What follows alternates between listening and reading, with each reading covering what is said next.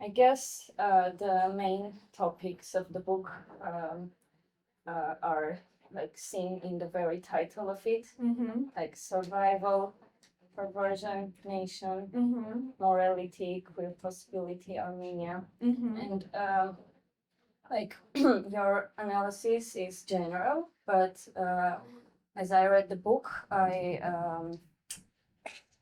understood it as a complete work about the country. So if I would like to recommend someone a book about Armenia, if that person knows nothing about Armenia, I would recommend reading this book.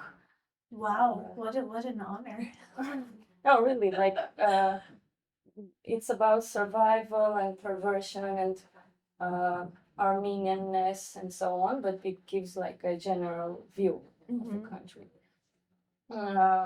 So before like diving into more specific questions, can you please briefly introduce your work? Yeah, so I'll start with the title since that's how you opened it up, and yeah, so survival is for me, from the way that I see it as an ethnographer and as an anthropologist, everything that gets done within Armenia, not everything, but a lot of things that get done, and a lot of feelings and emotions and a lot of anxieties in Armenia have to do with survival as a nation. And I think also not just as a nation, but as a nation state. So, a lot of what the Armenian state does is for the survival of the state, and sometimes to the detriment, even we might say, of the nation. But so I wanted to question survival, and understand survival as something, of course survival has a positive effect. We all want to survive as living beings. Every people, of course, wants to survive, and I mean that becomes very stark in Palestine, for example. And Palestine wants to survive, and it deserves to survive. But in Armenia, I think survival has come to mean something very different, and it has a conservative pull. This is true both in the Republic as well as in the diaspora. Survival means that in order to survive, we have to preserve things as they are, because any change can threaten the survival of the thing that is as it is, Armenia as it is. And unfortunately, Armenia as it is very problematic for a lot of people. And so, because I started to do research on the question of queerness in Armenia, it became very clear to me from the very beginning that a huge problem within queer life in Armenia is this demand to survive as a nation, which means that queers threaten that survival in various ways because they don't reproduce, and if they do, they reproduce in ways that don't continue the nation in that sense of survival. Feminists and feminism has a huge problem when it comes to the question of survival, because it challenges things as they are, which is what is necessary for the survival of the nation. So I wanted to question survival, and I think in the book I make a move that that many people might find very problematic. I question whether Armenia needs to survive. And for me, it's not so much that, it's not at all that Armenians shouldn't survive, obviously. In fact, I would say that it is for the survival of Armenians as people that we actually need to abandon, and we need to challenge this concept of survival. Because that sense of survival, whether it be through the emergence of really problematic and conservative right-wing nationalisms in Armenia, or through the war that has always been in the name of survival of the nation, and the survival of territorial and sovereign integrity and all these things, which it's not actually about at all, but that has always closed off change in ways that could be very productive for actual survival of life. So for me, the survival of the nation is actually posed against the survival of life in the country. And I think that for me also, and you said that the book presents a kind of a larger narrative than Armenia. It is very much about Armenia, but I think that question of survival for me is also one that we can pose globally, right? Survival is actually um, very politically problematic. Survival doesn't actually leave room for political transformation. Um, in many cases. And I think we have to think seriously about what survival is in those cases, because again, Palestine presents us with a very, very different kind of problem. Yeah. And morality is there. I want to challenge morality. Survival has a lot to do with morality, I think, because it's really the Armenianness as this kind of moral, patriarchal, very family oriented in that paternalist and patriarchal sense. It's that feeling that is being preserved through the survival imperative. And morality is really important to that. But morality is not ethics, and morality is not politics. Morality is not decided on what is right and wrong, really, and what is for justice. Morality is decided on what is the way things are supposed to be, and it's this, I call it in the book a sui generis logic of it's supposed to be this way. Why? Because I said it's supposed to be this way, and that's how I understand morality. Um, and I think that we need to start thinking about politics and ethics, about justice, about making decisions and deciding, what is good and what is bad based on actual questions of justice rather than questions of morality. And I think most things in Armenia today, and I would say even today, right? The book with the researcher in the book is about 13 years old now, but I would say that might be even stronger today. That question of morality, and we need to start thinking ethically and politically. Mm-hmm. Mm. Throughout the book, there are a lot of parallels with Soviet Armenia and comparisons, and also a lot of people that you and Hosine Tadalian talked to during your interviews. They often talk about Soviet times, and um, like I grew up here, so it's I always heard all those Soviet stories from my grandparents, my parents, and so on. And it's really interesting for me. Why are those parallels important to you as someone who grew up in America? Yeah, that's a really good question. And you're going beyond the book now. Things that I probably wouldn't have written in the book. So actually, I was just talking to someone else about this today. But when I was 12 years old, I grew up in the United States, and communism, even when I was growing up after the Cold War, when communism had already failed, which of course is a very bad way of understanding it. I didn't know what communism was. No one ever actually talked about what communism was, especially after the Cold War, which is when I grew up. And one day I asked my dad, and I knew that my dad had grown up in the Soviet Union. My dad is from here in Armenia. And I asked him, and I knew that had something to do with communism, even that I didn't quite understand. And I asked him, what is communism? And he said, communism is the ideology that everyone is equal.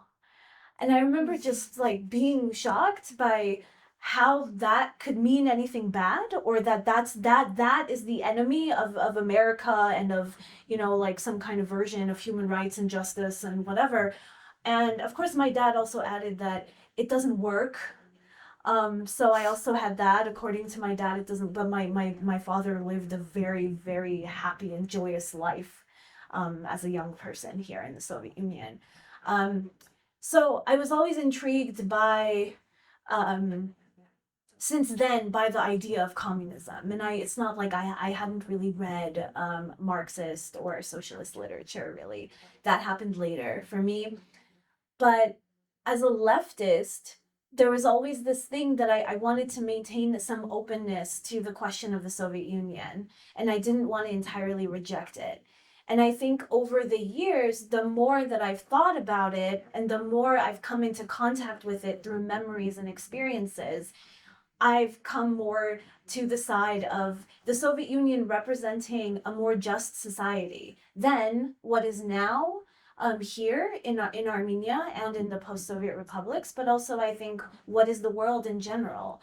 That's true in other Soviet contexts, like even Cuba, right? Even Cuba was doing better with the existence of the Soviet Union than it is now.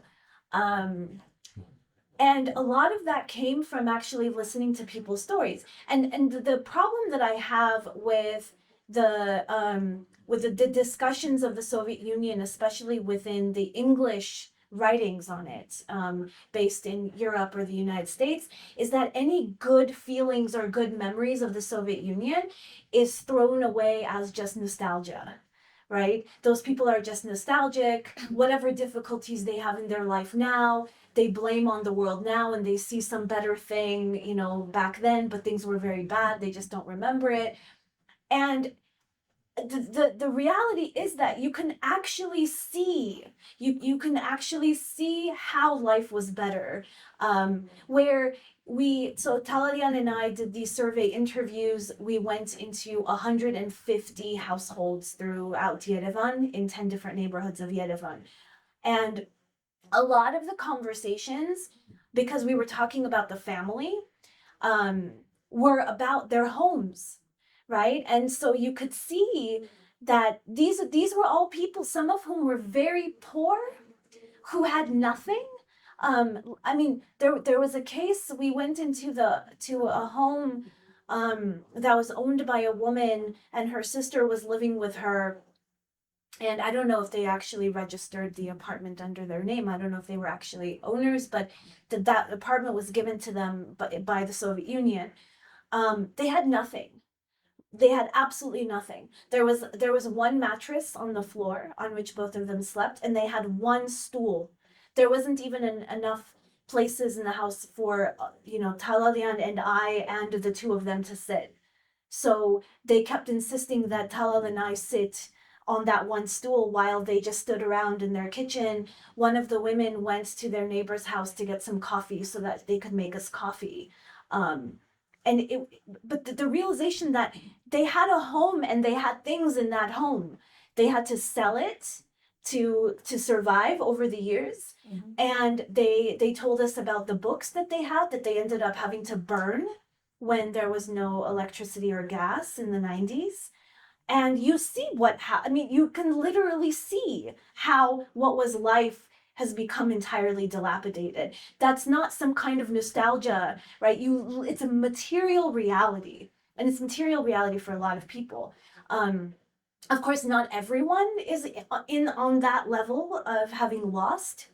But I think a lot of other things have been lost. The way people care for one another. There was a lot of discussion in our interviews about how people knew their neighbors, and there was this kind of conviviality again, life. People lived life together, and they don't anymore. And then a lot of people actually named the reasons why they don't live that way anymore. Because over the years, some of them were able to make a little bit more money, and then they were ashamed that their neighbors were poor. Their neighbors were ashamed that they didn't have as much, and they didn't want to be a burden. And then, of course, because of the complete, the disintegration of the structure as it was made, so many people left Armenia, and so a lot of those homes were empty for many years, and then other people moved in, and so now people don't know each other. There's a material reality that was there, and so people know that. When people say, I used to know who my neighbors were, and then they tell you stories about what their neighbors used to do for one another, but they don't have that anymore. That's not nostalgia. That's very real. And I think that we do a huge disservice to life when we just want to understand, any good things about the Soviet Union as nostalgia, or that we just want to remember, okay, that stuff, those things were there, but those people had no freedom. If freedom is not that, what is freedom?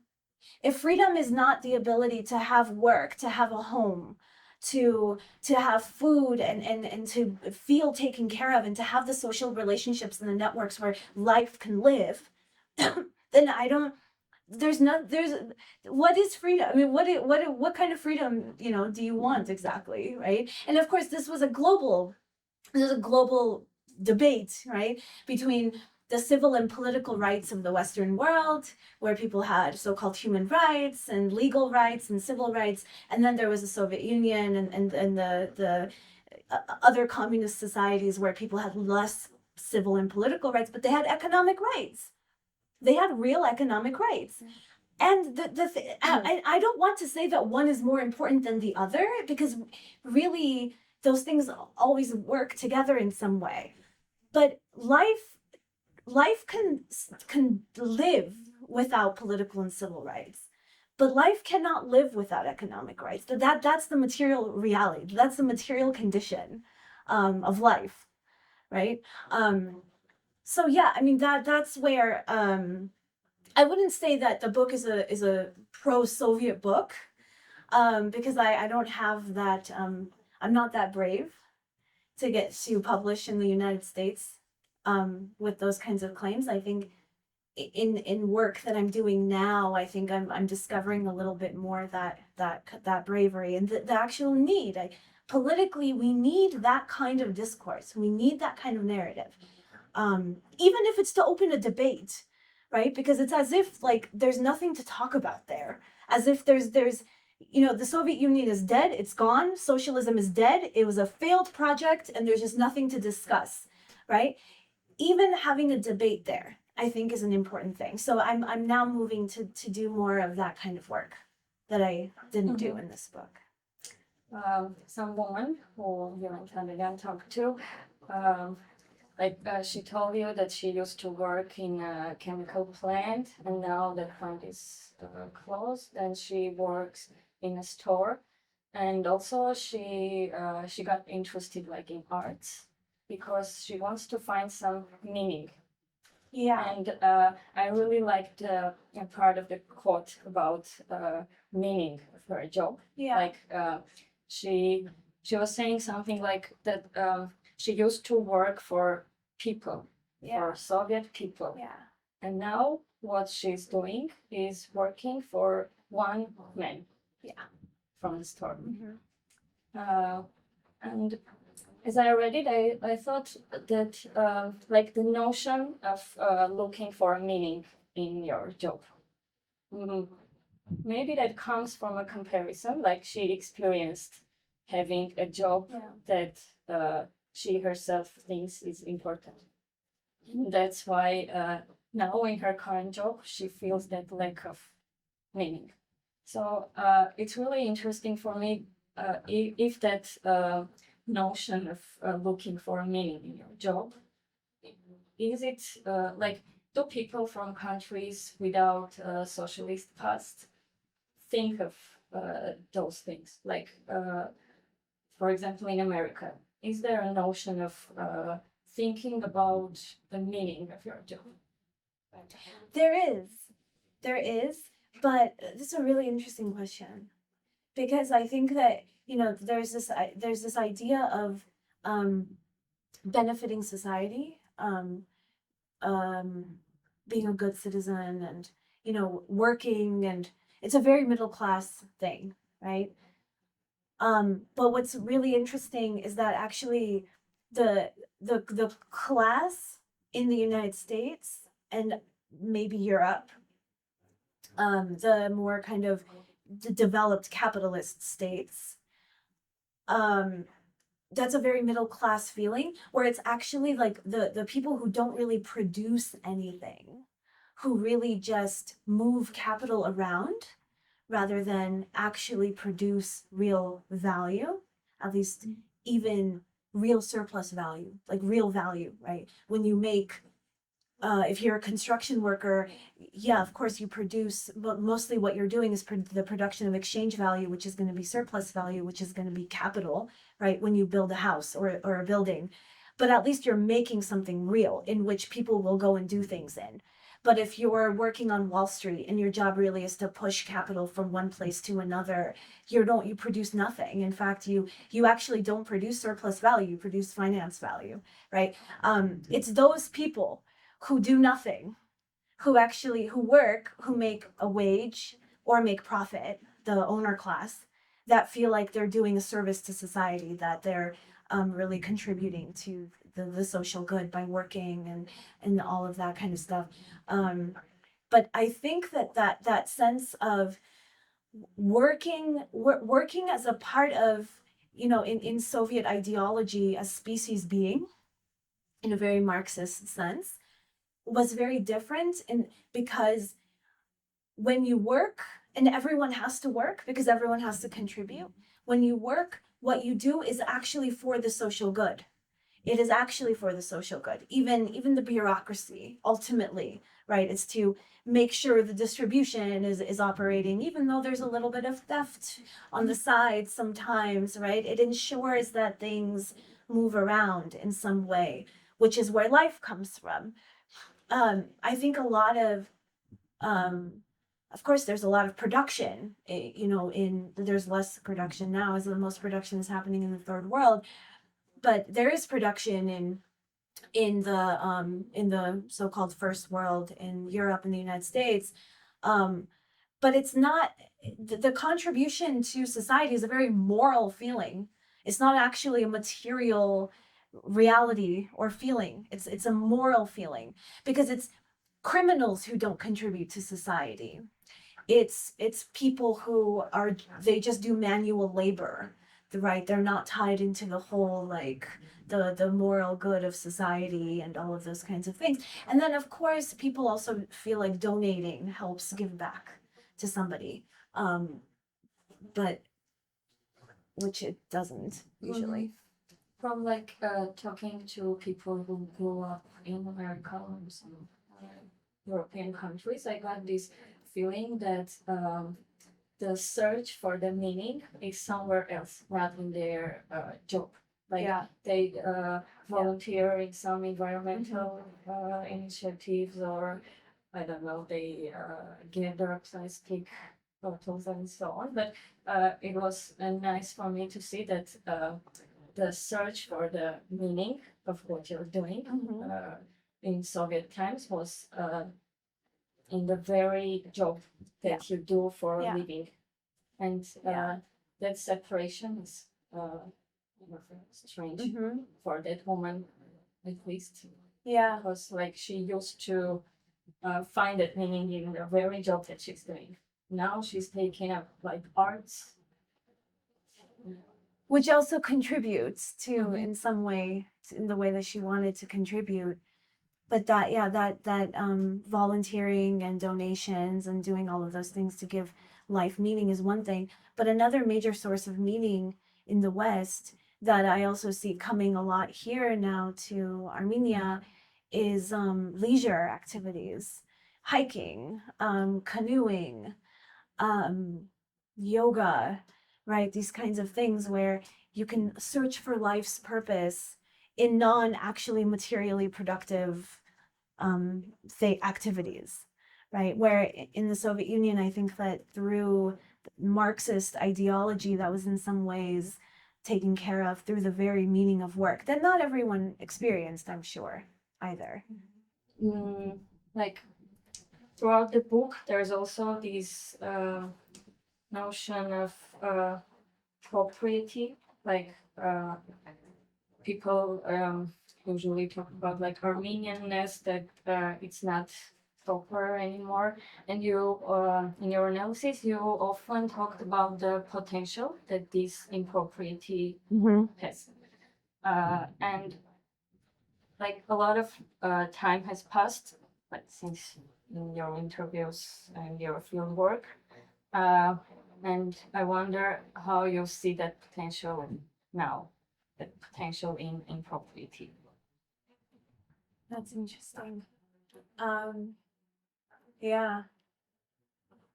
So in some of the potentials in that impropriety were actually mass uprising, right? And I saw even at the time that at some point something is gonna flip, because the people that Talian and I talked to were so angry at what was happening in their worlds, in their lives, that it really wasn't hard to imagine that a mass social movement like what happened in 2018 would happen. It was right there. It was waiting to explode. But what's interesting, and some of the other potentials of impropriety are that if if survival is the problem of like we need to keep doing the right thing, the right patriarchal, the right family oriented thing, the more the baroyakan thing, um but we're not doing that. It doesn't actually exist, right? A lot of the things that Talian and I heard during our interviews was that they can't. I mean, people can't live baroyakan lives, because to do that, you need an income. To do that, you need some kind of protection. You need some kind of paternalism from the states. You need the states to take care of some of the things and to help around with some of the things so that you can live a good life and take care of the moral concerns around life. But when men don't have jobs, and so they have to go and become migrant laborers, and so they're missing from the household situation, so children are being raised immorally because they don't have fathers, and these kinds of moral issues. When those things are happening, things are already immoral. So then you have to imagine some other kind of, perhaps a different kind of morality, or perhaps that if things are already immoral, maybe morality is not the place in which to build some kind of world, some kind of life. So that's the way in which I was imagining it.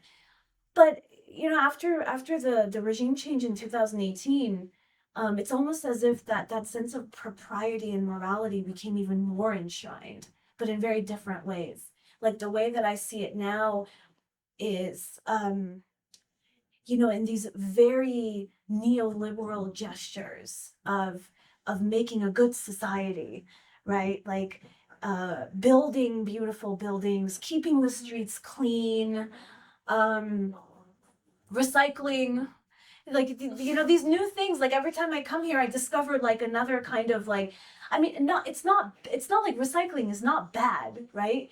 But when what used to be like baroyakan, hayrish hakanakan morality, like that kind of morality, is now something else that's actually like even more dangerous, right? Because now it's almost as if that rage and that anger that existed then when I was doing research for this book has become diffused into these, like, we don't have those problems with morality anymore, because look, we have these like beautiful buildings, and we don't trash our city, we clean it up, and we recycle, and these kinds of things, which is a very much the way in which extremely unethical uh, problems are dealt with in the West, right? Like to be a good citizen, to be moral, and to behave properly is to recycle and to care for nature, and these kinds of things, which doesn't take care of the mass exploitation, the complete degradation of the world, the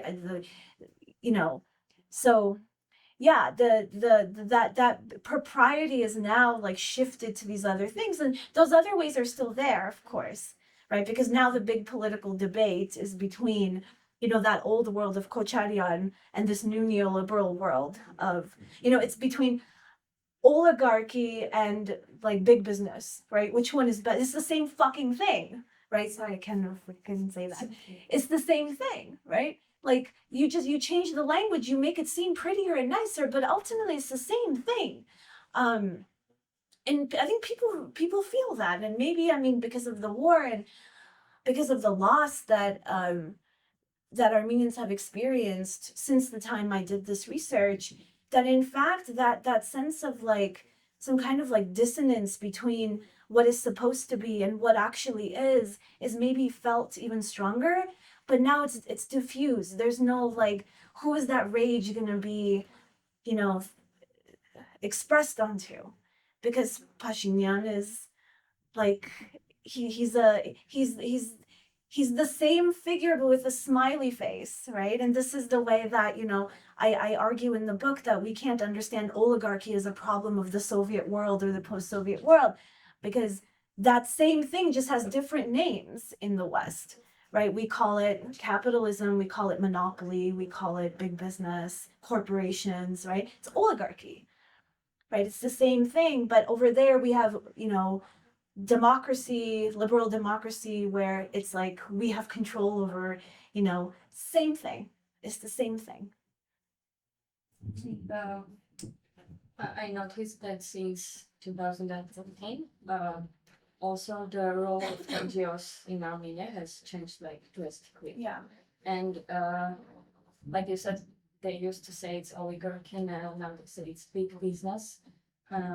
I have this feeling that a lot of the potential that you were talking about got like observed by the NGOs, because like it forced Yeah. people to use more euphemisms, like not oligarchy, just big business, and also like in the sense of queer possibility. It's also some NGOs took a lot of space, I think, in that potential, and they even made some new things that are considered proper that they're not, like Yeah. 10 years ago.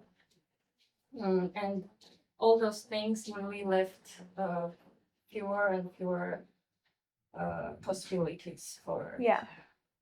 for like revolutionary Yeah. potential. And they just got like people talk about new things, new words are in circulation and stuff. And Yeah. I had this feeling that the potential that you were talking about went into like Mhm. that Yeah. direction. Yeah. Like, have you talked to some NGO representatives that you used to talk during the research? Because I think the language also changed. Yeah. Yeah, I mean that's a really good point.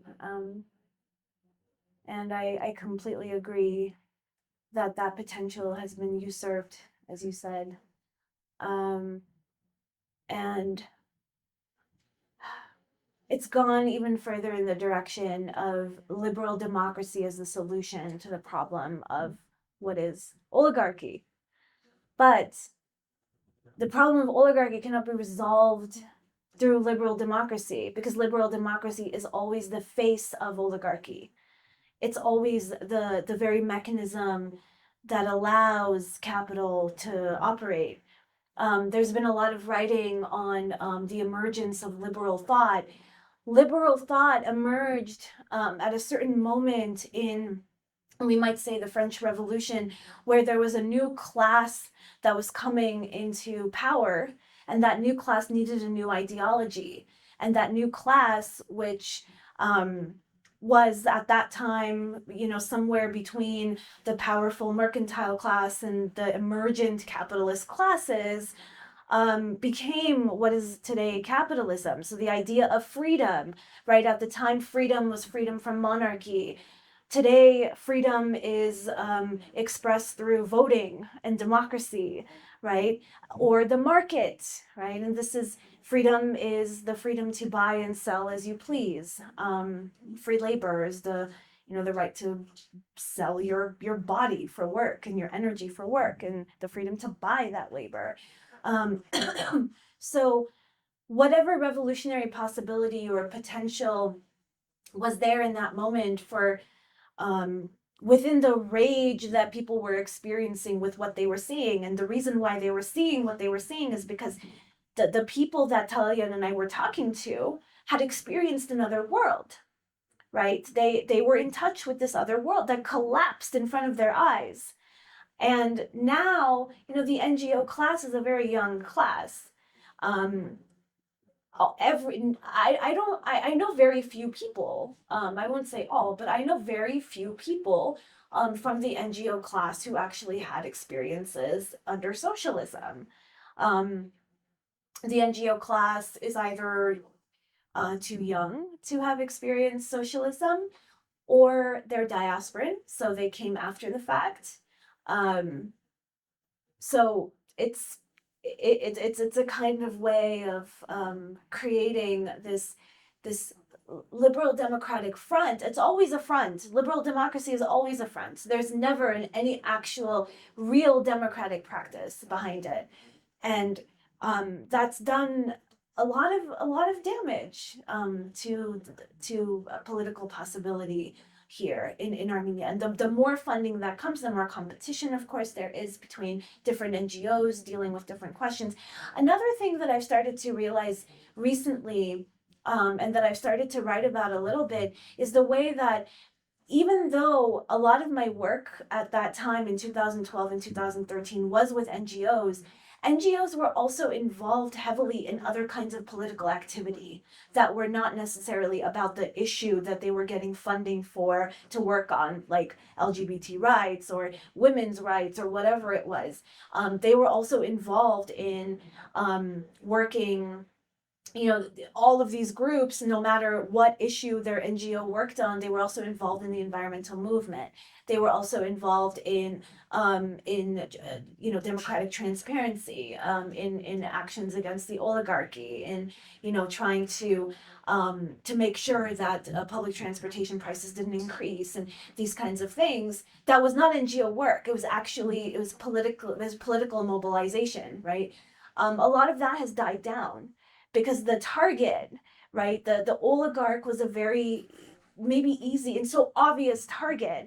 But when your political representation smiles at you, instead of this kind of more aggressive, in your face, I don't really care about you and who are you to question me kind of way, it works better, which is very dangerous, actually.